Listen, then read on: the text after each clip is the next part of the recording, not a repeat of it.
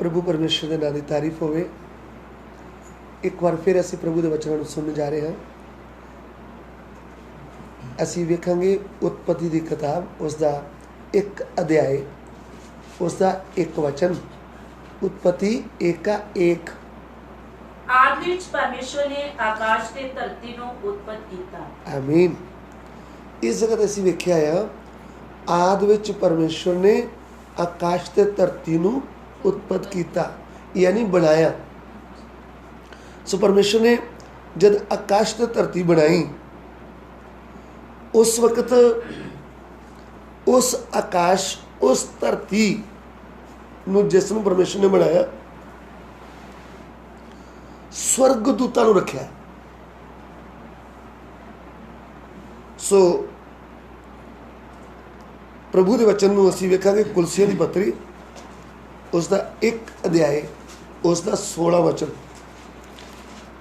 कुलसियां 1:16।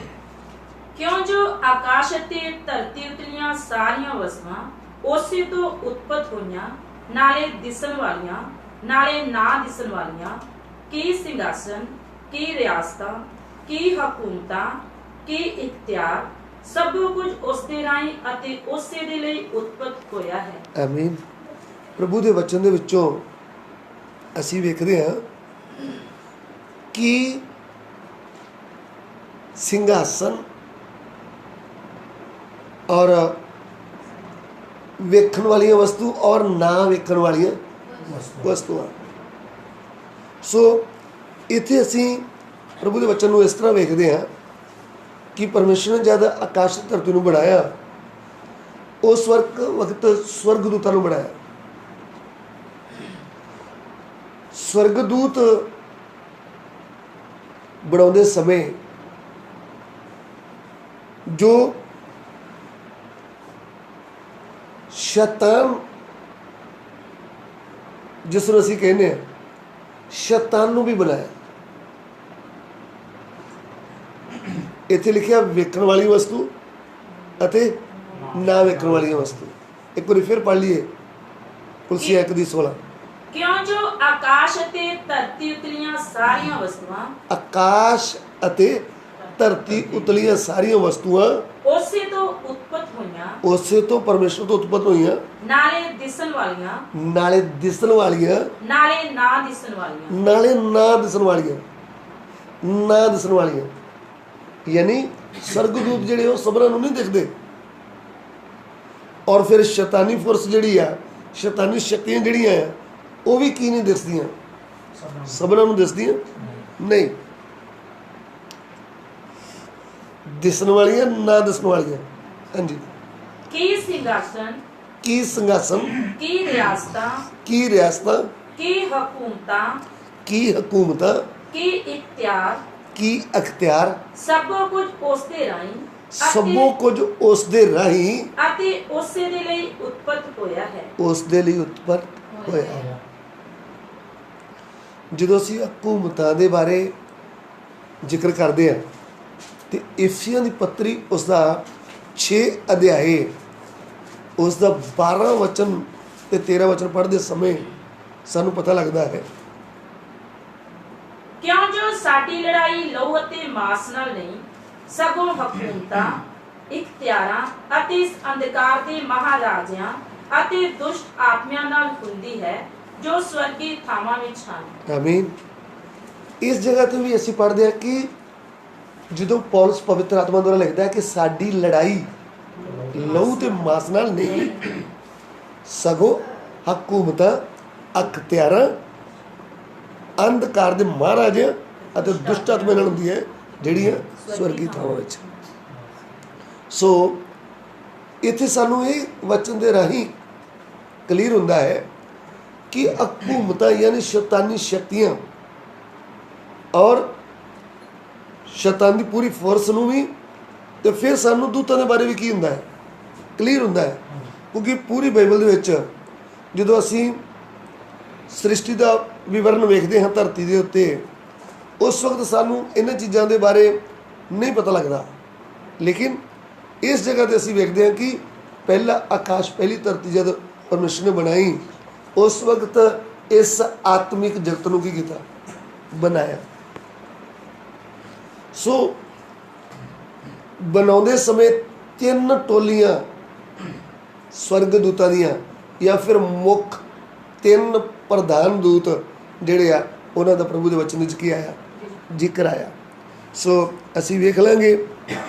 सो लूका दी अंजील उसका एक अध्याय जिहदे विचों असीं ये वेखांगे कि एक परमेश्वर दे बनाए हुए स्वर्गदूतां दे विचों प्रधान दूत है जो परमेश्वर का संदेश देने वाले दूत।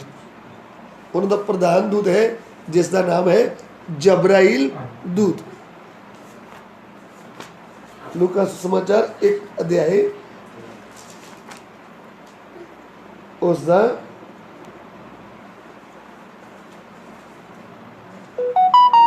18 वचन 18 ते 19।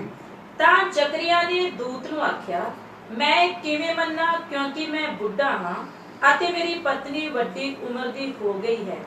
ਦੂਤ ਨੇ ਉਹਨੂੰ ਉੱਤਰ ਦਿੱਤਾ, ਮੈਂ ਜਿਬਰਾਇਲ ਹਾਂ ਜੋ ਪਰਮੇਸ਼ਵਰ ਦੇ ਸਨਮੁਖ ਹਾਜ਼ਰ ਰਹਿੰਦਾ ਅਤੇ ਇਸ ਲਈ ਕੱਲਿਆ ਹੋਇਆ ਹਾਂ ਭਈ ਤੇਰੇ ਨਾਲ ਗੱਲਾਂ ਕਰਾਂ ਅਤੇ ਖੁਸ਼ੀ ਦੀ ਖਬਰ ਸੁਣਾਵਾਂ।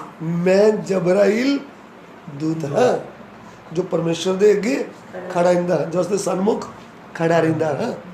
सो जबराइल इस तो इलावा सी एक लूका एक अध्याय उसका 26 वचन। 6ਵੇਂ ਮਹੀਨੇ ਜਿਬਰਾਇਲ ਦੂਤ ਪਰਮੇਸ਼ਵਰ ਦੀ ਵੱਲੋਂ ਨਾਸਰਤ ਨਾਮੇ ਗਲੀਲ ਦੇ ਇੱਕ ਨਗਰ ਵਿੱਚ ਇੱਕ ਕੁਆਰੀ ਦੇ ਕੋਲ ਭੇਜਿਆ ਗਿਆ। बस जबराइल दूत संदेश वाक्या दूत या परमेश्वर का संदेश देने वाला प्रधान दूत। इस दे नाल असी दूसरा दूतां दा ग्रुप वेख लांगे जो यशाया नबी की पुस्तक उसका 6 अध्याय 1-2 वचन। ਉੱਚਿਆ ਪਾਤਸ਼ਾਹ ਦੀ ਮੌਤ ਦੇ ਵੇਲੇ ਮੈਂ ਪ੍ਰਭੂ ਨੂੰ ਉੱਚੇ ਤੇ ਚੁੱਕੇ ਹੋਏ ਸਿੰਘਾਸਨ ਤੇ ਬਿਰਾਜਮਾਨ ਵੇਖਿਆ ਅਤੇ ਉਹਦੇ ਬਸਤਰ ਦੇ ਪੱਲੇ ਨਾਲ ਹੈਕਲ ਭਰੀ ਹੋਈ ਸੀ। ਉਹਦੇ ਉਤਾਹਾਂ ਸਰਾਫੀਮ ਖਲੋਤੇ ਸਨ, ਹਰੇਕ ਦੇ 6 ਖੰਭ ਸਨ। ਉਹ ਦੋ ਨਾਲ ਆਪਣਾ ਮੂੰਹ ਢੱਕਦਾ ਸੀ ਤੇ ਦੋ ਨਾਲ ਪੈਰ ਢੱਕਦਾ ਸੀ ਅਤੇ ਦੋ ਨਾਲ ਉੜਦਾ ਸੀ। ਇੱਕ ਨੇ ਦੂਜੇ ਨੂੰ ਪੁਕਾਰਿਆ ਤੇ ਆਖਿਆ, ਪਵਿੱਤਰ ਪਵਿੱਤਰ ਪਵਿੱਤਰ ਸੈਨਾ ਦਾ ਯਹੋਵਾ, ਸਾਰੀ ਧਰਤੀ ਉਹਦੇ ਪ੍ਰਤਾਪ ਨਾਲ ਭਰੀ ਹੋਈ है। आमीन। परमेश्वर की आराधना करने वाले दूत। सो दूसरा ग्रुप है परमेश्वर की आराधना करने वाले दूत। इन्हां दे विचों प्रधान दूत जो सी वो है लूसीफर दूत।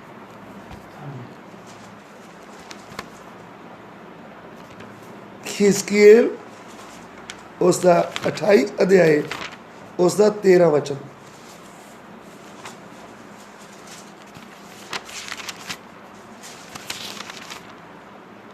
ਤੂੰ ਆਦਮ ਵਿੱਚ ਪਰਮੇਸ਼ਵਰ ਦੇ ਬਾਗ ਵਿੱਚ ਸੈਂ, ਹਰੇਕ ਵਡਮੁੱਲਾ ਪੱਥਰ ਤੇਰੇ ਢੱਕਣ ਲਈ ਸੀ, ਜਿਵੇਂ ਲਾਲ ਆਕੀ, ਸੁਨਹਿਲਾ ਤੇ ਦੂਧੀਆ ਬਿਲੋਰ, ਬੇਰੂਜ, ਸੁਲੇਮਾਨੀ ਅਤੇ ਯਸ਼ਬ, ਨੀਲਮ, ਪੰਨਾ ਤੇ ਜਬਰਜਦ ਅਤੇ ਸੋਨਾ।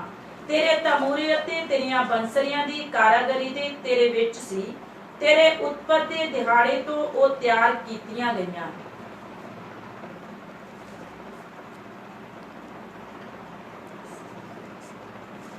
तो 14 वचन भी पढ़ लांगे। ਤੂੰ ਮਸਾ ਕੀਤਾ ਹੋਇਆ ਕਰੂਬੀ ਸੈਂ ਜਿਹੜਾ ਢੱਕਦਾ ਸੀ ਅਤੇ ਮੈਂ ਤੈਨੂੰ ਪਰਮੇਸ਼ਵਰ ਦੇ ਪਵਿੱਤਰ ਪਰਬਤ ਉੱਤੇ ਰੱਖਿਆ। ਤੂੰ ਉੱਥੇ ਅੱਗ ਵਾਲੇ ਪੱਥਰਾਂ ਦੇ ਵਿੱਚ ਤੁਰਦਾ ਫਿਰਦਾ ਸੈਂ।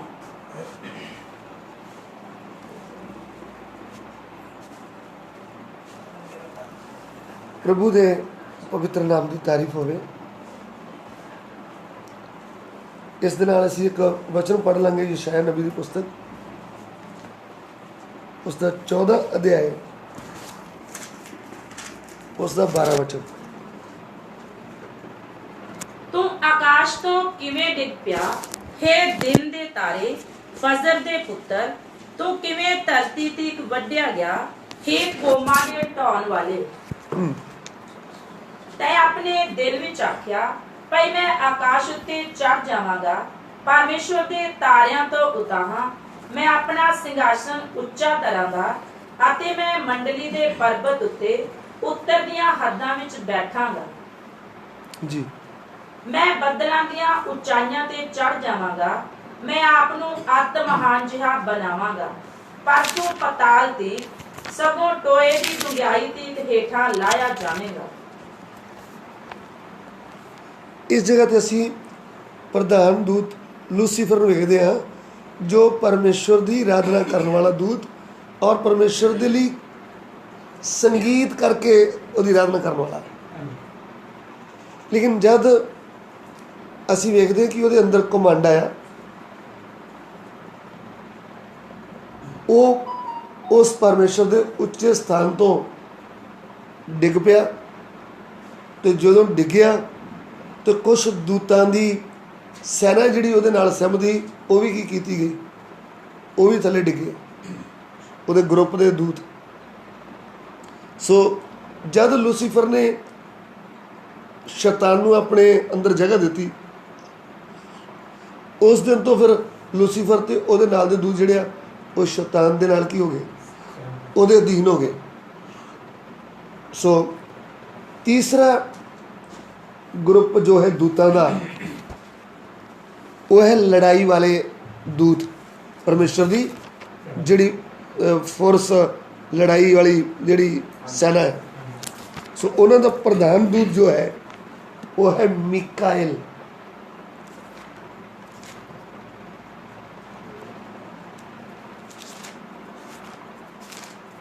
ਯਹੂਦਾ ਦੀ ਪੱਤਰੀ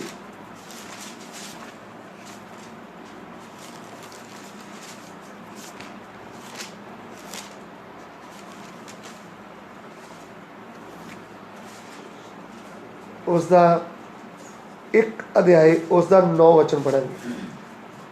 ਪਰ ਮਹਾਦੂਤ ਮੀਕਾਏਲ ਜਾਂ ਸ਼ੈਤਾਨ ਨਾਲ ਝਗੜਾ ਕਰਕੇ ਮੂਸਾ ਦੀ ਲੋਥ ਦੇ ਵਿਖੇ ਵਿਵਾਦ ਕਰਦਾ ਸੀ, ਤਾਂ ਉਹਦਾ ਹਿਆਓ ਨਾ ਪਿਆ ਭਈ ਮਿਹਣਾ ਮਾਰ ਕੇ ਉਸ ਉੱਤੇ ਦੋਸ਼ ਲਾਵੇ, ਸਗੋਂ ਇਹ ਆਖਿਆ ਭਈ ਪ੍ਰਭੂ ਤੈਨੂੰ ਸਮਝੇ। ਬਸ ਇਸ ਦੇ ਨਾਲ ਅਸੀਂ ਇੱਕ ਹੋਰ ਵਚਨ ਵੇਖਾਂਗੇ, ਪ੍ਰਕਾਸ਼ਿਤ ਵਾਕਿਆ ਉਸ ਦਾ 12 ਅਧਿਆਇ ਉਹਦਾ 7 ਵਚਨ।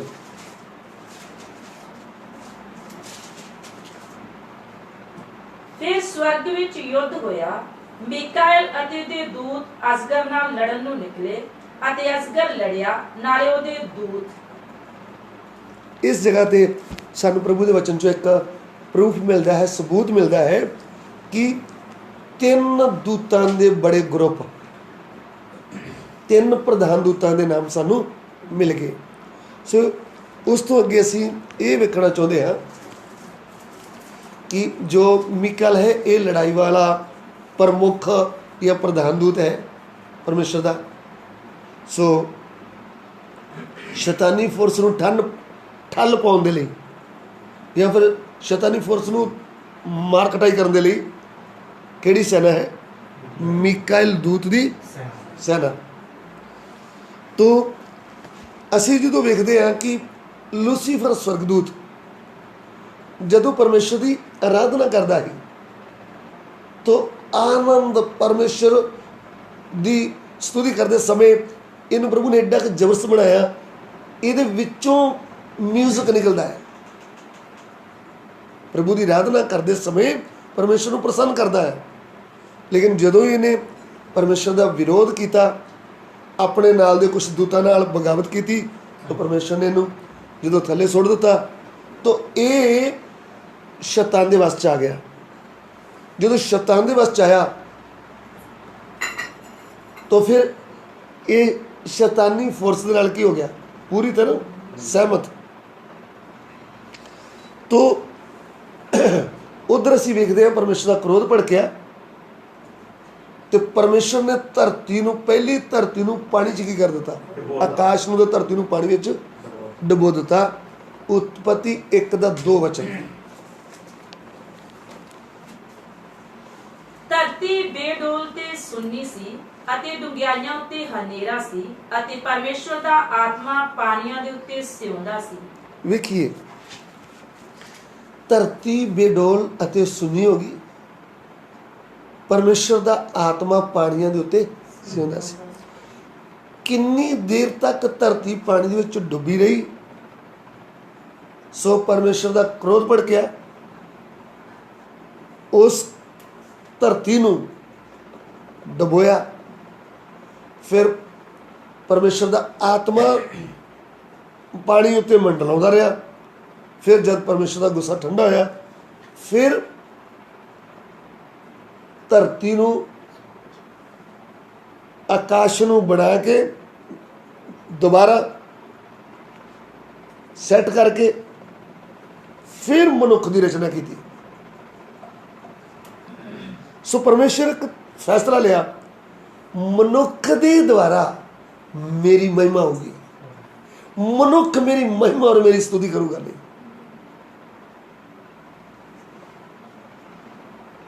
ਮਨੁੱਖ ਨੂੰ ਆਪਣੇ ਸਰੂਪ ਤੇ ਆਪਣੇ ਵਰਗਾ ਕਿਉਂ ਬਣਾਇਆ? ਤਾਂ ਕਿ ਪਰਮੇਸ਼ਰ ਮਹਾਨਾਂ ਨੂੰ ਵੇਖਣ ਦੀ ਜ਼ਰੂਰਤ ਨਹੀਂ, ਮਨੁੱਖ ਦੇ ਦੁਆਰਾ ਹੀ ਕੀ ਹੋ ਜੂਗੀ? ਲੋਕ ਕਿਹਨੂੰ ਵੇਖਣਗੇ?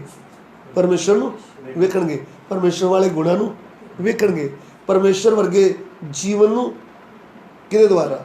ਮਨੁੱਖ ਦੇ ਦੁਆਰਾ।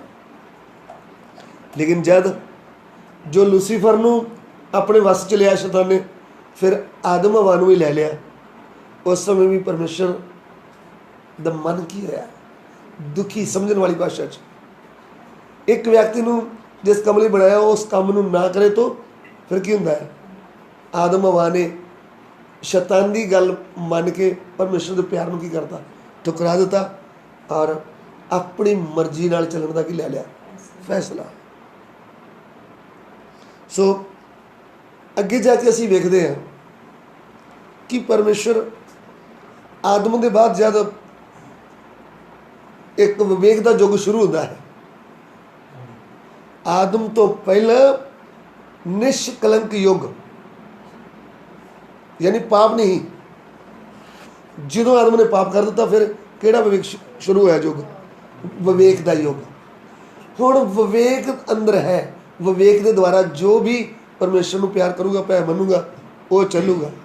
ਲੇਕਿਨ ਦੁਨੀਆ ਜਿਹੜੀ ਆ ਉਹ ਤਾਂ ਪੂਰੇ ਪਾਪ ਵਿੱਚ ਫਸ ਗਈ। ਫਿਰ ਵੀ ਵਿਵੇਕ ਦੇ ਯੁੱਗ ਦੇ ਵਿੱਚ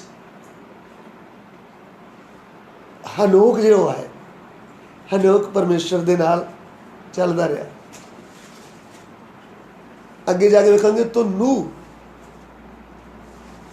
ਨੂਹ ਤੱਕ ਵਿਵੇਕ ਦਾ ਯੁੱਗ ਚੱਲਿਆ ਔਰ ਨੂਹ ਵੀ ਪਰਮੇਸ਼ਰ ਦੇ ਨਾਲ ਚੱਲਿਆ। ਲੇਕਿਨ ਨੂਹ ਦੇ ਬਾਅਦ ਜਦੋਂ ਜਲ ਪਰਲੋ ਆਇਆ, ਪਰਮੇਸ਼ਰ ਨੇ ਡੋਬ ਕੇ ਮਾਰਤਾ ਦੁਨੀਆ ਨੂੰ, ਫਿਰ ਨੂਹ ਦੇ ਪੁੱਤਰਾਂ ਦੁਆਰਾ ਫਿਰ ਦੁਬਾਰਾ ਦੁਨੀਆ ਸ਼ੁਰੂ ਹੋਈ।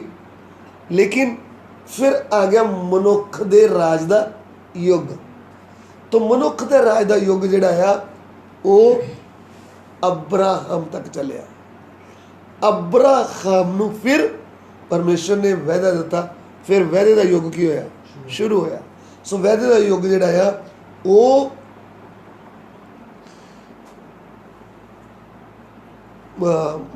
ਮੂਸਾ ਤੱਕ। ਸੋ ਮੂਸਾ ਨੂੰ ਪਰਮੇਸ਼ਰ ਨੇ ਫਿਰ ਕੀ ਦਿੱਤੀ? ਭਵਿਸ਼ਤਾ। ਸੋ ਜਦ ਭਵਿਸ਼ਤਾ ਦਿੱਤੀ ਤਾਂ ਮੂਸਾ ਤੋਂ ਬਾਅਦ ਫਿਰ ਭਵਿਸ਼ਤਾ ਦਾ ਯੁੱਗ ਕੀ ਹੋਇਆ? ਸ਼ੁਰੂ। ਤਾਂ ਭਵਿਸ਼ਤਾ ਦਾ ਯੁੱਗ ਜਿਹੜਾ ਹੈ ਉਸ ਤੋਂ ਬਾਅਦ ਜਿਹਦੇ ਵਿੱਚ ਪ੍ਰਭੂ ਯਿਸੂ ਆਉਣ ਤੱਕ ਕੀ ਰਿਹਾ? ਭਵਿਸ਼ਤਾ ਦਾ ਯੁੱਗ। ਫਿਰ ਉਸ ਭਵਿਸ਼ਤਾ ਦੇ ਯੁੱਗ ਦੇ ਵਿੱਚ ਫਿਰ ਅੱਗੇ ਪ੍ਰਭੂ ਯਿਸੂ ਜਦ ਸਲੀਬ ਤੇ ਚੜ੍ਹ ਗਏ, ਮੁਰਦੇ ਵਿੱਚੋਂ ਜੀ ਉੱਠੇ, ਉਸ ਦੇ ਬਾਅਦ ਹੋ ਗਿਆ ਕਿਰਪਾ ਦਾ ਯੁੱਗ। ਸੋ ਪ੍ਰਭੂ ਦੇ ਨਾਂ ਦੀ ਤਾਰੀਫ ਹੋਵੇ। ਇੱਕ ਗੱਲ ਅਸੀਂ ਇੱਥੇ ਸਿੱਖਦੇ ਹਾਂ ਕਿ ਜਦ ਇਸਰਾਏਲੀ ਲੋਕ ਮਿਸਰ ਦੇ ਵਿੱਚ ਗੁਲਾਮ ਸੀ, ਤਾਂ ਗੁਲਾਮੀ ਚੋਂ ਨਿਕਲਦੇ ਸਮੇਂ ਅੱਗੇ ਲਾਲ ਸਮੁੰਦਰ ਆਇਆ। ਲਾਲ ਸਮੁੰਦਰ ਪਾਰ ਕਰਨ ਦੇ ਬਾਅਦ जब परमेश्वर ने अपनी महान सामर्थ ਨੂੰ ਵਿਖਾਇਆ तो उस जगह ਤੇ ਮਰੀਅਮ मूसा ਦੀ ਭੈਣ ਇੱਕ ਡੱਫ ਲੈ ਕੇ ਇੱਕ ਖੰਜੀ ਲੈ ਕੇ परमेश्वर ਦੀ ਮਹਿਮਾ ਲਈ ਕੀ ਗਾਇਆ, ਗੀਤ ਗਾਇਆ। ਸੋ ਇਹ ਗੱਲ ਸਾਨੂੰ ਯਾਦ ਰਵੇ ਕਿ ਜਦ ਲੂਸੀਫਰ शैतान के वश च आ गया, ਉਹਦੇ ਨਾਲ ਦੇ ਦੂਤ शैतान के वश च आए, फिर लूसीफर ने इस धरती उत्ते एक अपनी कला विखाई संगीत दी। सो जो लोग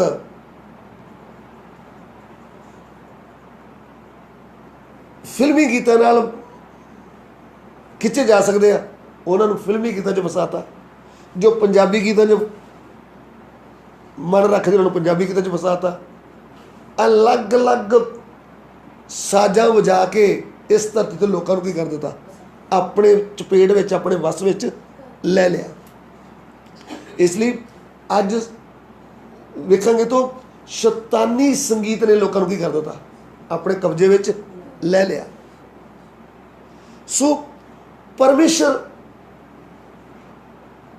किहड़े संगीत नूं पसंद करदा आ, जो दिल की तह तो परमेश्वर की वਡਿਆਈ ਲਈ गाया जाता। इसलिए मरियम ने परमेश्वर की महिमा ਲਈ गीत गाया, ना कि अपने आप को विखाउण दे लई। बहुत सारे ਜਿਹੜੇ लोग ने वो अपने आप को विखाउण दे लई की करते हैं। सो जो अपने आप को विखाउण ਲਈ करते उन्होंने तो परमेश्वर प्रसन्न हुंदा। इसलिए कहता अपने गीतां दा रौला मेथों की कर बंद कर। अमोस 5:23 ते लिखिया अपने गीतां दा रौला मेरे तो की करदे। सो किन्ने लोग जिहड़े अज गीत गाउण दे विच साडे मसीह भैण भरा लोग जिहड़े आ या पास्टरां दे आउण वाले जिहड़े बच्चे आ वो सिर्फ संगीत दे विच या गीत गाउण दे विच या अपने आप नूं फेमस करन दे विच लग गए आ। सो मेरे प्यारिओ ये गल तुहानूं याद रवे कि संगीत नूं उल्टा करके शैतान ने लूसीफर नूं अपने वस जदों लै लिया तो फिर पूरी दुनिया ते की कर दिता है। इस तरह फिल्मी स्टार चल पे, किन्ने किन्ने अज गायकर चले आ। सो अगर असी उन्हां दी नकल करके अपने आप को दिखाउण लई गाउने तो परमेश्वर साडी उस संगीत तो या गीतां तो आराधना तो प्रसन्न हुंदा नहीं। इसलिए जद असी वेखदे हां मरियम ने प्रभु दे लई परमेश्वर लई गीत गाया। सो उस तो बाद दाऊद परमेश्वर की महिमा लई की गाउण लगा गीत। किहड़े गीत? जो जीवन च घटनावां अपनियां जो प्रभु ने उन्होंने दुश्मनों तो ये आराम दिता, जो उसकी जिंदगी प्रभु ने सामर्थ के काम किए उन्होंने दाऊद ने लिख के रखता, वो गीत गाउण लगा परमेश्वर के, जो असी जबूर गाउने हैं। अज भी तुसीं जो जबूर गाओ तो उहदे विच रहस्य आ, क्यों? परमेश्वर के वचन के अनुसार है। सो परमेश्वर दाऊद के जबूरां नूं की कीता है, उन्होंने गीतां नूं पसंद किया है, इसलिए लिख के रखते, वो एक बाइबल का हिस्सा बन गया। प्रभु के नाम की तारीफ होवे। एक बार इसराइली लोग परमेश्वर के मंदिर दे विच परमेश्वर की उस्तत उहदा धन्नवाद करने लई मंदिर च गए। दूसरा इतिहास 5:23 वचन से असीं वेखदे हां। वेखिए दूसरा इतिहास 5:23।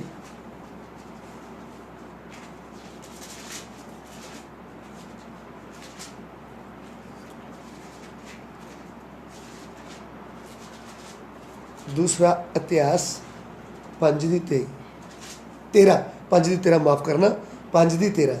तद ऐयो होया कि जब तुरियां दे बजंतरी और गवंतरी मिल गए पर यहोवा दी उस्तत और धन्नवाद करन विच उन्हां दी सुर इको ही सुनाई देवे, और जब तुरियां और खंजरियां और गौंदियां साजां नाल उन्हां ने अपना सुर उच्चा करके यहोवा दी उस्तत कीती कि ओ भला है, ओदी दया जो सदा दी है, ता ओ पवन अर्थात यहोवा दा पवन बदल नाल भर गया। इस जगह ते वेख लीए पुराने नेम दे जदों गीत गाउण वाले और साज बजाउण वाले जद एक मन हो के यहोवा परमेश्वर दे लई गाउण लगे, परमेश्वर दे भवन विच परमेश्वर की हजूरी उन्हां दे उतर आई, उन्हां दे गीत नूं उन्हां दी उस स्तुति नूं परमेश्वर ने स्वीकार किया। कि अज साडे गीतां नूं परमेश्वर स्वीकार करता है। सो प्रभु के नाम की तारीफ होवे। प्रभु के दास पौलुस ने ये नवे नेम च लिख के रख दिता है ਸੋ ਇਫਸੀਆਂ ਦੀ ਪੱਤਰੀ ਉਸ ਦਾ 5 ਅਧਿਆਏ ਉਸ ਦਾ 18 ਤੇ 19 ਵਚਨ ਪੜਾਂਗੇ। ਅਤੇ ਮੈਂ ਨਾਲ ਮਸਤ ਨਾ ਹੋਵੋ ਜਿਹਦੇ ਵਿੱਚ ਲੁਚਕੁਣਾ ਹੁੰਦਾ ਹੈ, ਸਗੋਂ ਆਤਮਾ ਨਾਲ ਭਰਪੂਰ ਹੋ ਜਾਓ ਅਤੇ ਜ਼ਬੂਰ ਅਤੇ ਭਜਨ ਅਤੇ ਆਤਮਿਕ ਗੀਤ ਗਾ ਕੇ ਇੱਕ ਦੂਜੇ ਨਾਲ ਗੱਲਾਂ ਕਰੋ ਅਤੇ ਮਨ ਲਾ ਕੇ ਪ੍ਰਭੂ ਲਈ ਗਾਉਂਦੇ ਵਜਾਉਂਦੇ ਰਿਹਾ ਕਰੋ।